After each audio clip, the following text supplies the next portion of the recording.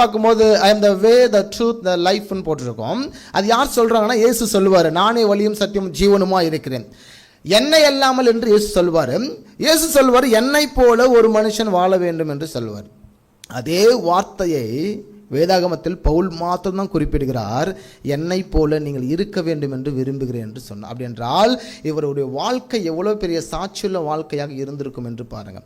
வேதாகமத்தில் மற்ற அப்போஸ்தலர்கள் யாரும் பேசிராத ஒரு வார்த்தை சொல்லுகிறார், என்னை போல நீங்கள் இருக்க வேண்டும் என்று நான் ஆசைப்படுகிறேன். ஒருவேளை நான் இப்படி சொல்லணும்னா நான் எவ்வளவு உத்தமமாக இருக்கணும், நான் கிறிஸ்துவை போல வாழ்க்கை வாழ்கிறவனாக இருந்தால்தான் நான் உங்களை பார்த்து சொல்ல வேண்டும், அட்லீஸ்ட் என்னை போல ஆகிலும் நீங்கள் இருங்கள் என்று சொல்ல வேண்டும்.